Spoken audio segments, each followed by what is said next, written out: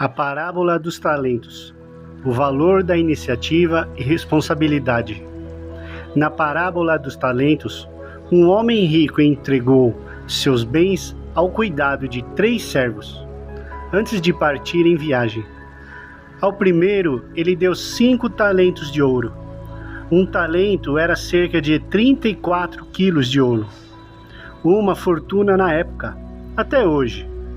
Ao segundo servo, ele deu 2 talentos, e ao terceiro, ele deu 1 talento. Ele distribuiu o dinheiro dessa maneira porque queria e conhecia as capacidades de cada um. Mateus 25, 14 e 15.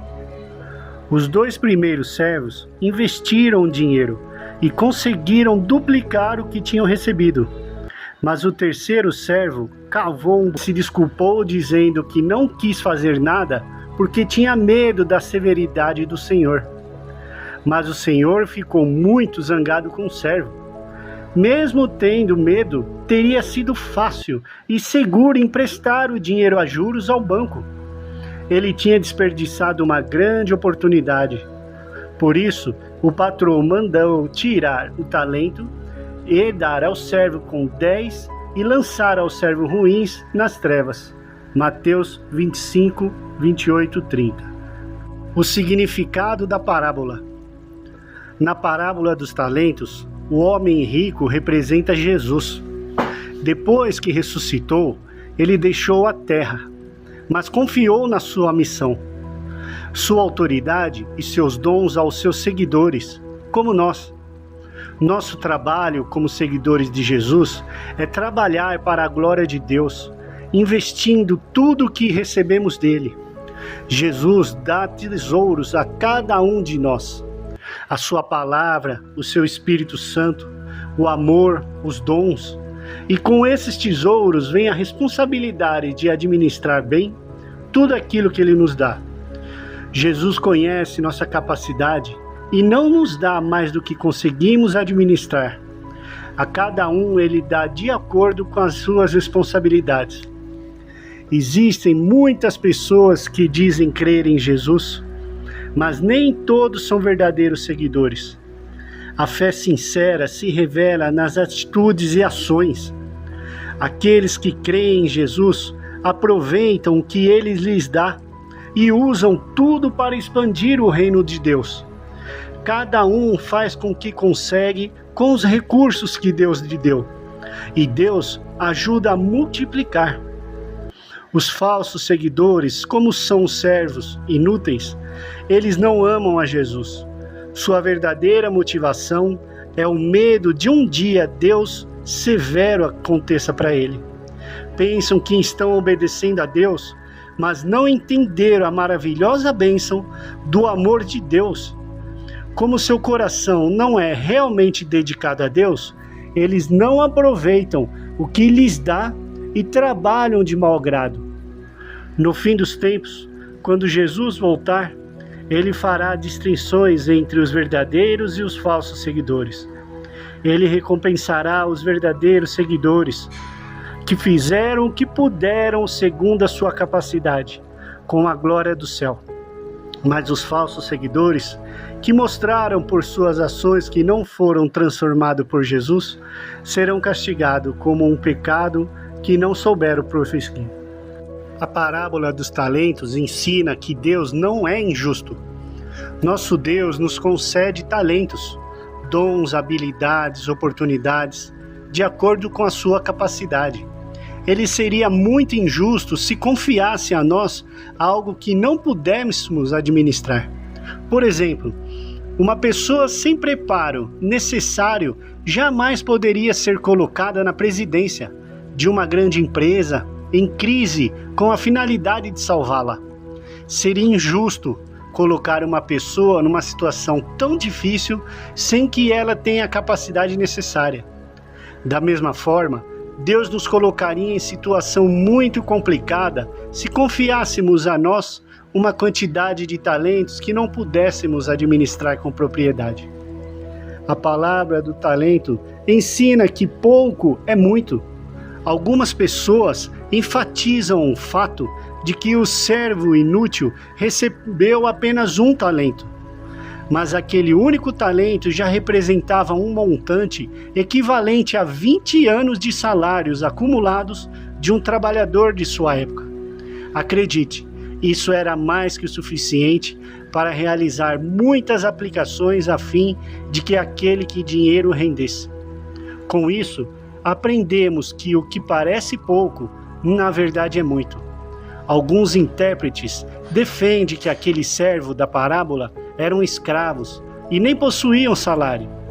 Mas se considerarmos que aqueles servos eram os trabalhadores comuns da época, o servo que recebeu apenas um talento teve em suas mãos uma grande quantia, muito provavelmente nunca havia ganhado em toda a sua vida.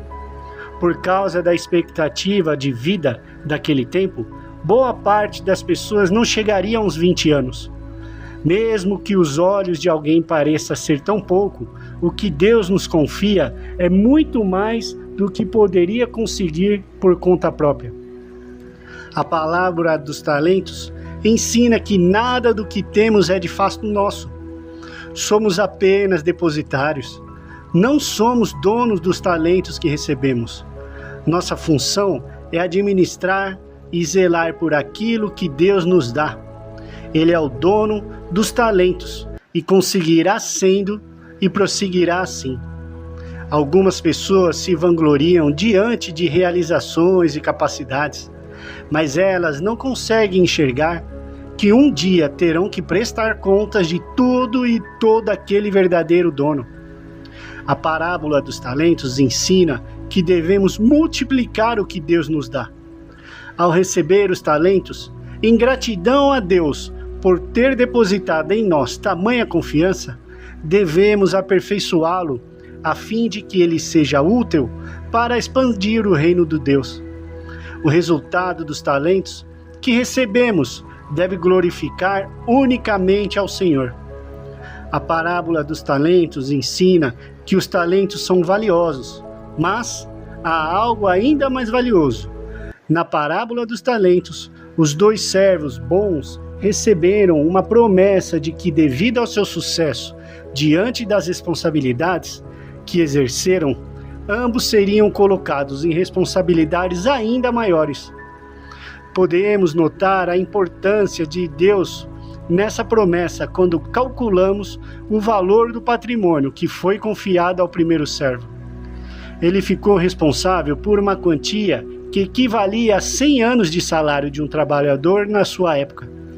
Isso realmente era muita coisa. Porém, o senhor dele comparou essa enorme quantia como sendo uma pouca relação ao que receberia no futuro.